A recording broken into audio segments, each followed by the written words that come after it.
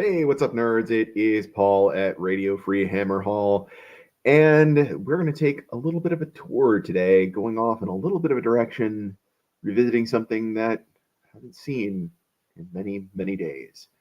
Living up to the namesake of the channel, going back to Hammer Hall. We're going back to the cities of Sigmar with the new book that just came out that I am really loving, and I thought it would be cool to do some videos on this.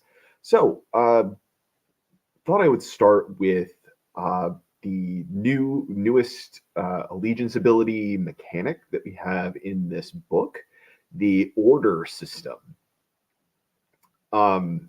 which I really, really like a lot. And I am really excited to play around with this, as we'll see as I get into this here. So how do these orders work? So there are a total of 9 different orders. At the beginning of each battle round, you can issue an order to each of your heroes on the battlefield. You can also, there's some other abilities that can hand out some additional orders as well. Each of the individual orders can only be given out 3 times in one battle round, and any particular unit cannot be affected by the same order more than once per phase. So if it's applicable, you can do it in multiple phases or in multiple turns. It's just you can't double up on something. You can't stack things. The range, so to speak, on all of the orders is 3 inches from the hero that is issuing the order. So you have to keep your heroes really tight in with your units in order to be able to take advantage of these abilities. If you get any distance at all between things, you're just going to lose this completely. And there's going to be some situations, as we'll see with these orders, where this could really put your heroes into precarious situations. Now, you don't have to be wholly within 3 inches. You just need to be within 3 inches. So you do have the ability to sort of daisy chain some units and troops around to, try and connect that unit in with your hero to get the order abilities. The other important thing here, too, is that the hero is always within 3 inches of themselves. So they can target themselves with any of these orders that are applicable as well, which can be pretty useful for some of them.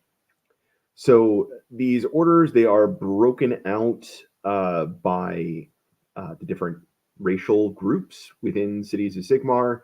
So we have 3 for humans, 2 for dwarves, 2 for elves, and then 2 additional ones that can be used on any of your heroes and troops. And all of them are sort of themed around what that particular group really does, and kind of their identity.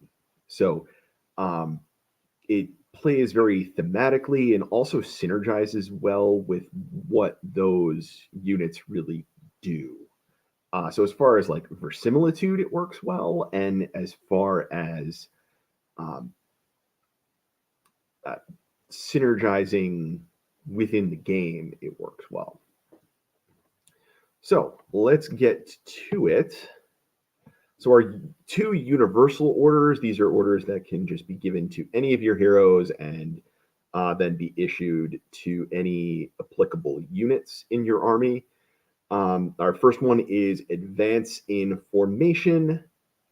The other important thing that I do want to mention here, because it is very, very important, that is when and how these orders trigger. They are hidden information until you reveal them and activate them. Each of them has a very specific sort of timing associated with it that it's it kind of can give you some abilities to play around with things. And some of these are really not as obvious as they might seem. And some things are worded a little funny that might give you some loopholes and opportunities. I kind of expect some FAQ and errata on these that might close up some of this. This is pre FAQ that I'm recording this. So there's definitely some potential for changes in the future. So if, hi, you're out there 6 months in the future, this might all be wrong. Well, not all, but some of this might be wrong. All right, so again, back to what we were talking about, advance in formation. This is one that you reveal at the beginning of your movement phase.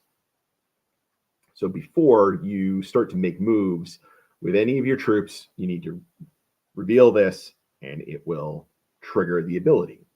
So units that start their move within 3 inches of the hero issuing the order get an additional 3 inches added onto their movement.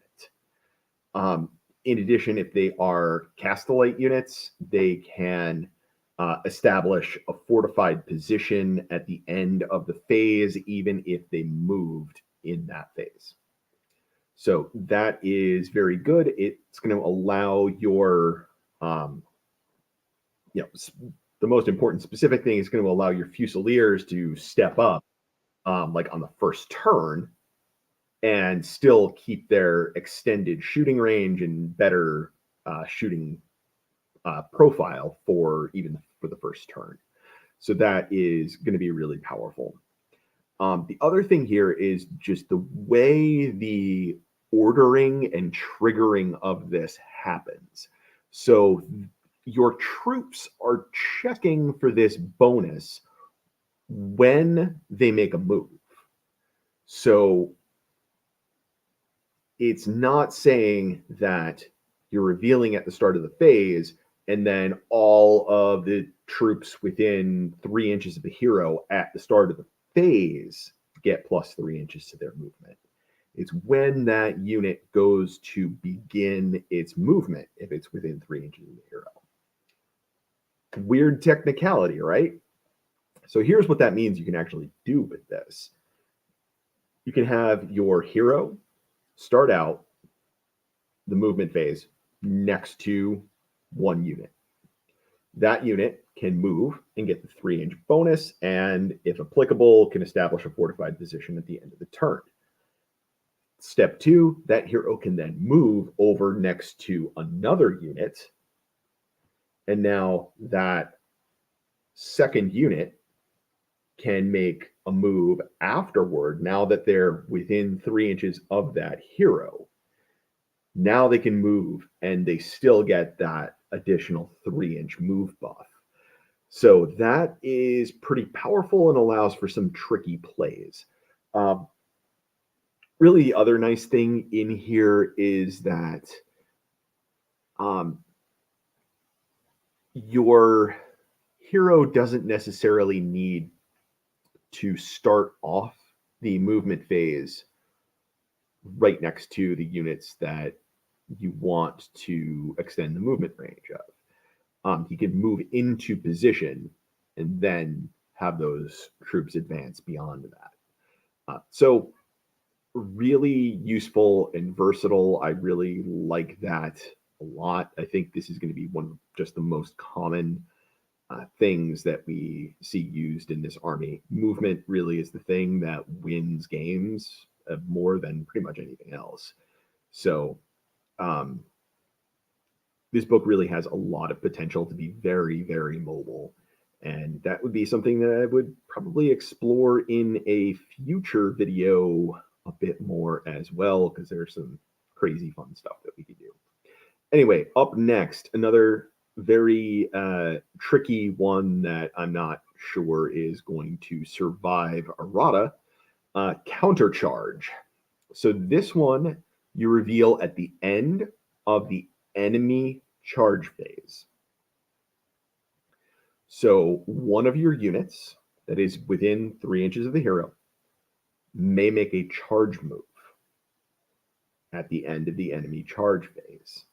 And until the end of the turn, they're going to improve their rend by 1 on all of their melee weapons. So important here, that's going to include their mount, any sort of secondary weapons that they might have, like if they're dual wielding something. I don't know. I haven't exactly looked at all of the profiles and committed them all to memory yet. But there's certainly going to be situations where you have 2, 3, 4 different attack profiles getting a rend boost out of this, which is really powerful. The thing here that is tricky about this is that despite the implication of the name, countercharge, this does not require your opponent to charge at all. They simply have to be close enough to your units that can receive this order for them to have a legal charge.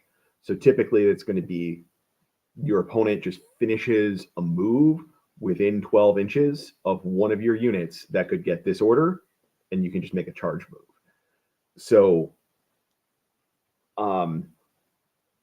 although on the surface you might think of this as like a counterplay kind of thing, no, this is just a constant threat, and you just get to always try and charge on your opponent's turn, basically. Again, this is incredibly powerful, and that additional rend buff is huge. Rend is incredibly valuable, and there's some things that are going to massively benefit from that. Going to rend 3 or 4 on some attacks is going to be your opponent just doesn't have armor at that point. So I think this is a really great ability, and it's going to allow for some tricky plays. And I think this one in particular, probably more than any of the other things in this book, this is going to trigger some negative play experiences. The whole concept of orders is basically a gotcha, right? And people hate gotchas. And just getting to countercharge all the time, if your opponent is not really familiar with what your book does, they're just going to walk into this. And what can you do? The whole point of this is to ambush your opponent.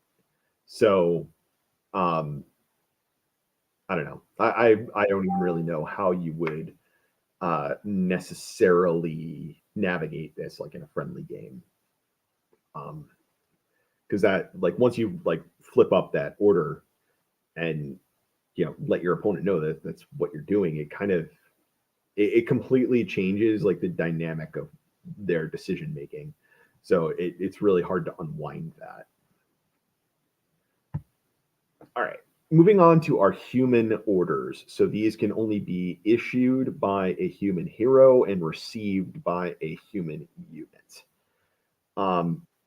First up, we have Return Fire. So this is triggered after one of your units that is within 3 inches of the hero is targeted by missile weapons. This does not specify when that targeting occurs. So typically we would think of this as happening during the enemy shooting phase. However, if they have some sort of off-phase shooting, or they unleash hell, or any variety of things that could happen, you can potentially use this ability to just get extra shooting. And there's no debuff on this either. And even further, this does not have to be the unit that is getting shot that returns fire. And those shots do not have to target the unit that triggered this ability to begin with.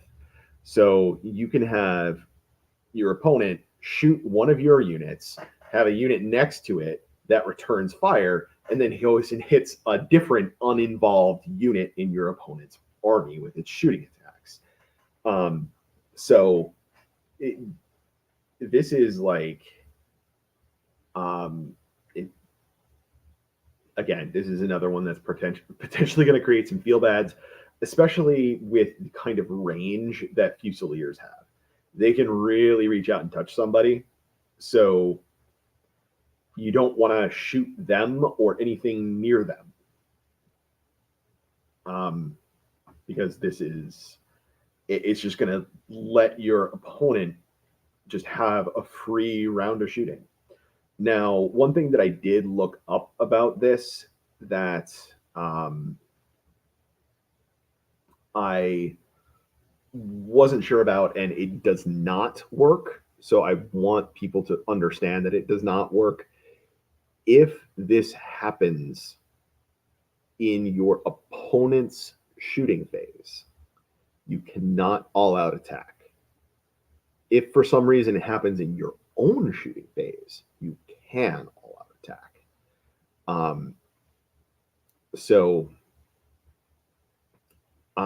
And one thing that I did not look at is if it could work in your opponent's combat phase. However, I don't know of any instances where this could possibly trigger then anyway.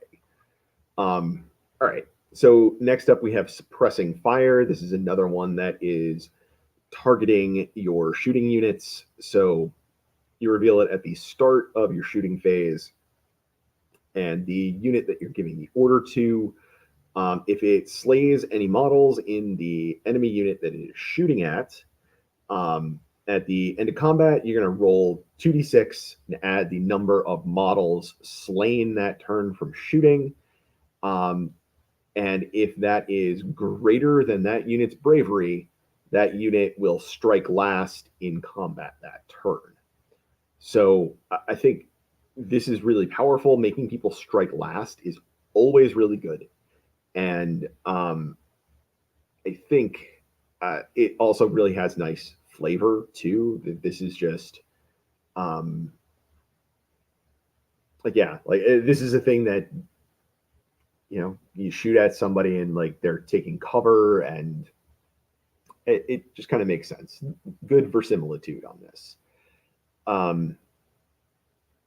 Also, again, this is in your shooting phase that this happens, so you cannot combo this with return fire unless it is chaining off an opponent doing this in your shooting phase, firing back at you, like if they were also a Cities of Sigmar player. Okay. Last for humans, we have engage the foe. So you do this at the start of your charge phase. So important there that this does not interact with countercharge. So you can't, do this and countercharge in the same phase. They cannot trigger at the same time. So the target, if it's a unit that has not fought yet this game, that unit is going to get +1 attack to all of its melee weapons. And that also, once again, includes the mounts. Again, very, very powerful. I could really see this being a staple of your Marshal on Griffin. Just, he's got high movement. You have other things to give him more movement buffs. He can just haul ass across the board and get into your opponent, and you can get a lot of extra attacks, a lot of extra damage. Because when you have multi-damage attacks, it really multiplies out that those extra attacks a lot. So yeah, this is really, really good. So, I mean, going through these so far, like we've been through 5 of these, and every single one of these is gold. Like these are all fantastic abilities. So, what I will say about this one in particular is that you have to do this in the charge phase before you make a charge. So this is one that is dependent on a successful charge afterward to be able to have the effect from it, which means that you could potentially just totally blow this order and have it do nothing if you just fail your charge. That would suck. Try not to do that. All right, moving on to the Dwarf Orders. Up first, we have Form Shield Wall. So this is only at the start of the enemy combat phase. You cannot use this in your own turn. And you can't do this to respond to shooting or any manner of other things. So I also really like the design space of this. This is something that I've been wanting to see in here for a while in some way, because I thought it was just really solid design space for them to explore. So what it does is the unit that you're giving the order to, they get a 5-up ward, but they strike last. So it's giving you a trade-off. Like getting a 5-up ward for a combat phase is really powerful. But in order to do that, you have to sacrifice the fighting ability of that unit. So I think it's interesting. I like the design space. I think it might be a little bit less powerful than some other options. But combining this with your Iron Breakers, who get a 4-up ward from this ability and then already have a 3-up save on their own, that's going to be a very, very difficult unit to crack. That's going to be a really strong Anvil unit. All right, and up next, we've got Grim Last Stand. So this is at the start of your combat phase. When a model is slain from that unit, you roll a die. On a 5+, enemy unit within 3 inches gets a mortal wound. So this is, the newer, more streamlined version of like the fight on death abilities, which is, not, I think it's solid, but,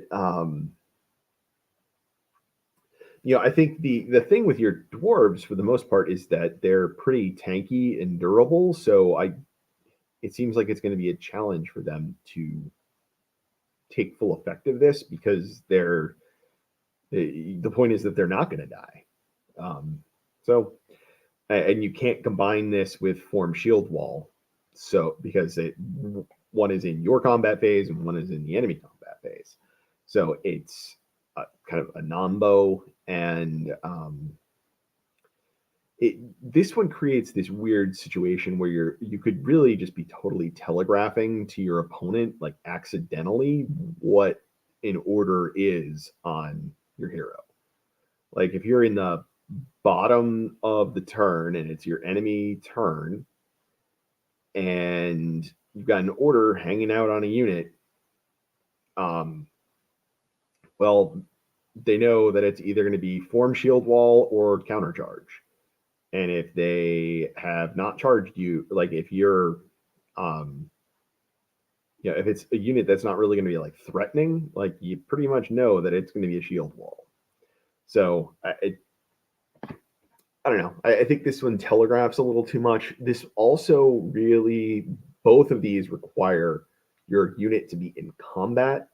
And that means that your hero has to be within 3 inches of a unit in combat. So very likely that they're also going to get pulled into combat, depending on positioning.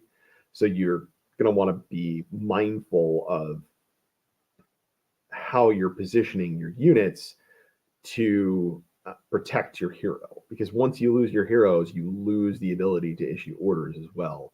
So it's going to be really important for you to have your heroes around and to protect them. And finally, let's look at the elves. If I can go to the next slide. All right. So strike them down. So this is at the start of any charge phase. And if this unit charges, it will get the strike first ability in the next combat phase.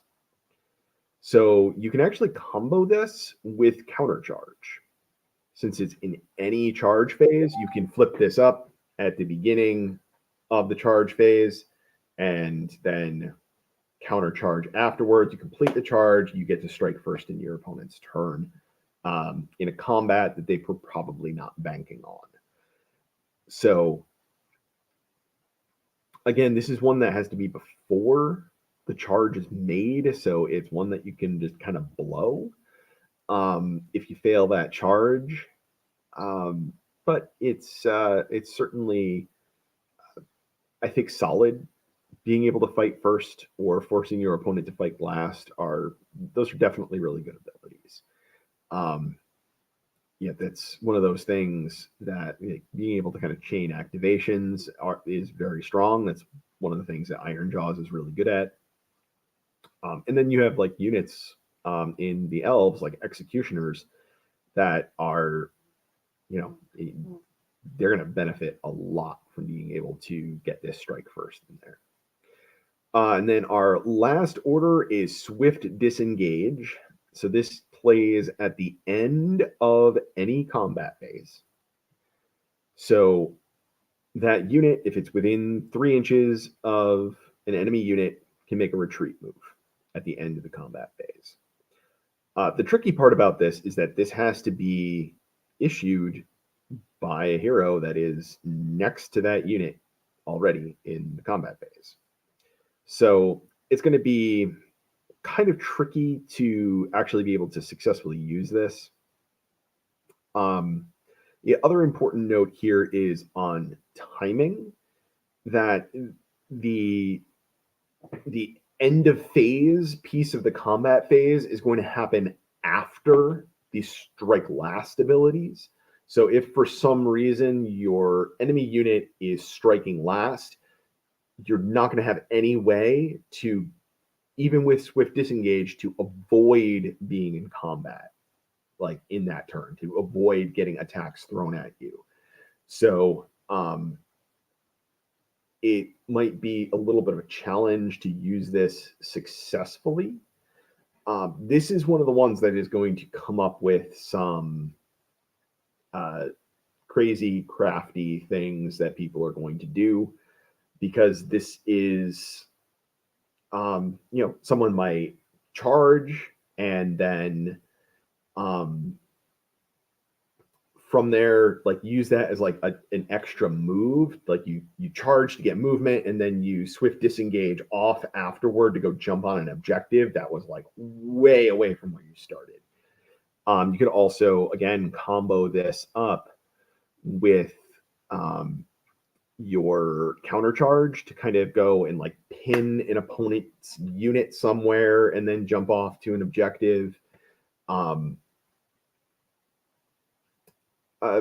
Kind of being able to contest something on your opponent's turn that they kind of might not have been expecting. And again, this can be issued to, like a hero can issue this to themselves. So something like a Dreadlord on Black Dragon would be a great target for this. So that is all the orders. And I think there is a tremendous amount of opportunity in these orders to have really crafty, interesting plays.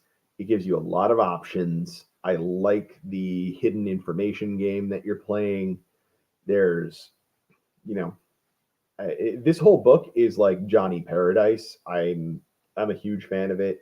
This is going back to the kind of shenanigans that I was doing with free guild stuff back in first edition Age of Sigmar.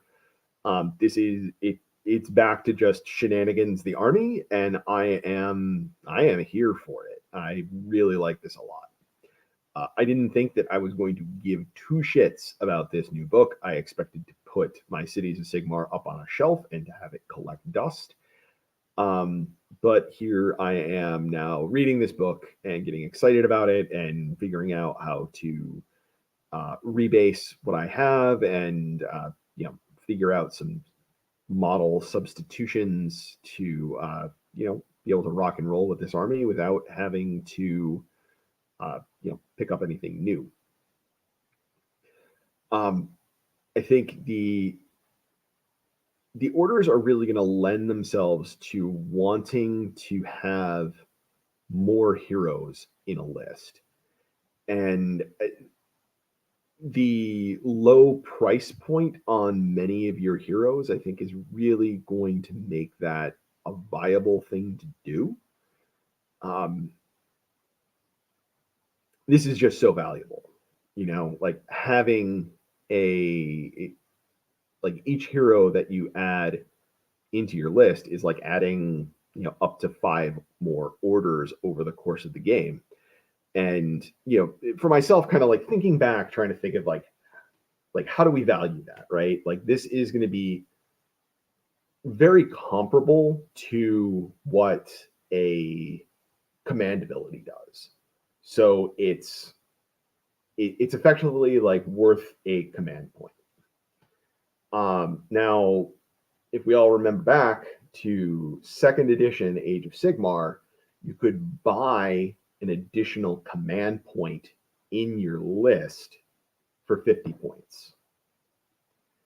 So if we're, just kind of using that same sort of math,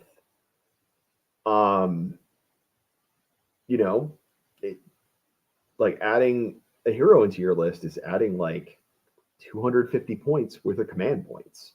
Like that's a lot. So I think your 90, 100 point heroes are going to be very valuable because they're doing things other than sitting there initiating orders as well.